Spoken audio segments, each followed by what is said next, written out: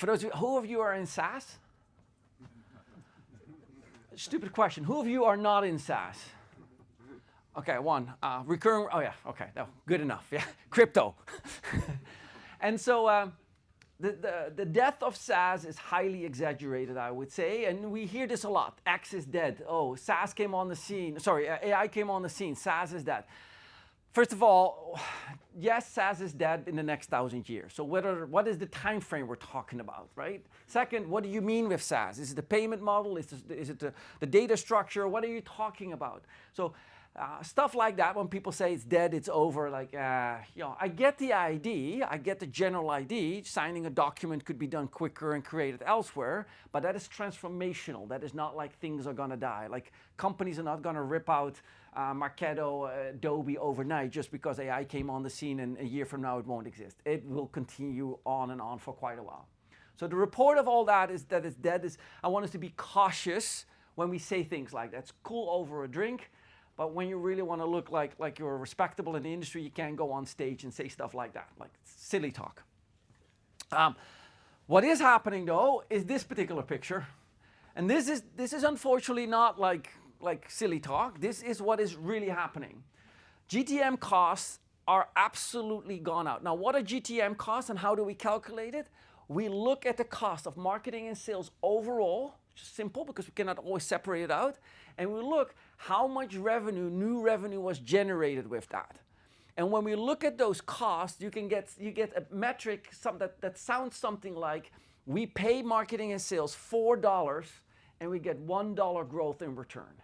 So we call that the 4x. If it's a 4x, meaning $4 for one, you probably need to keep that customer anywhere from 8 to 10 years to make that dollar back. So that is a challenge. If you're in the $6, like Zoom Info and Zoom, you need to keep the customer 20 years. In case of Zoom, that might actually be a chance, but in case of Zoom Info, that would be debatable. And they operate right now at using $6 to acquire $1. At least by no stretch of my imagination does that look like a healthy business model. Where is healthy? Healthy needs to be seen as a trajectory. When you start with $0 million in revenue, your cost is infinite because the first flight you take, to a customer to win your first customer, it's infinite. And so over time, your cost to acquire that revenue needs to come lower and lower. Let's use a number, $10 million or 10 million euros down here. You would probably need to be at somewhere between $3 and $2. At $20 to $30 million, you probably need to start be trending to $2. And when you get to $50 million, you probably should be trending towards $1, right? That shows you a nice curve like, hey, where we are going today, that cost is going up. Among public companies, that should hover on average around 1.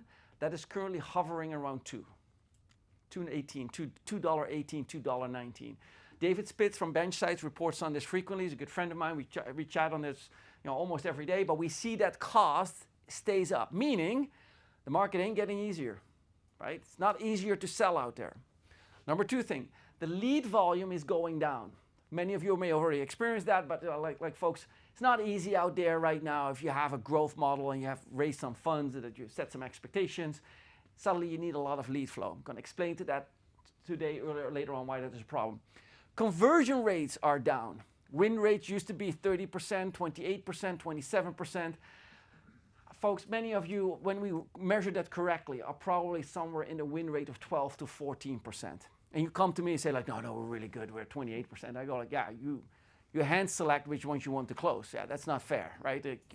When you accept them, we'll measure at a certain place. But most win rates are right now in the 12 to 14%. In order, therefore, to hit your growth targets, you need 2 times as many leads, of which you already didn't have. So therefore, you're going to go out. You're going to use the same old playbooks. You're going to use some SEO. You're going to use some outbound. You're going to use some inbound. You're going to use some content. You liven up your website, all that stuff. And you come to the conclusion, if I'm using the same old playbooks, it still ain't working because I need twice as much volume. All that, then AI comes in the picture and says like, oh, we're going to fix this. And as you probably well know, it's like, well, will it actually fix things? What will it fix? And what are we trying to fix with AI? What are we trying to use AI to fix with?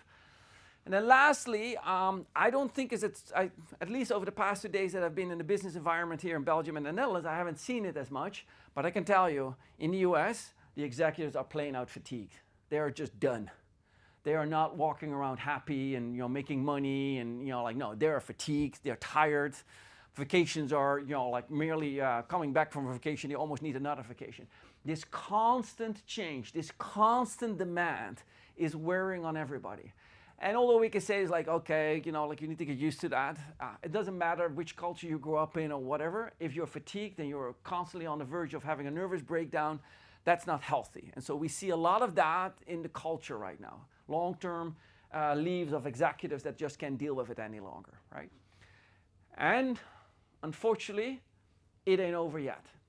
Now, when we look at something like this, what we look for as engineers, we look for causality. In your mind, I would love for you to introduce yourself to your colleague, shake hands, get to know each other briefly for like 30 to 60 seconds, and tell me which one, talk to each other as a concept, which one of these 5 is the cause of it all. Look at the screen, figure out what the cause is. Go immediately, yeah, like, okay. For 30 seconds, talk to each other and discuss which one do you think is the cause.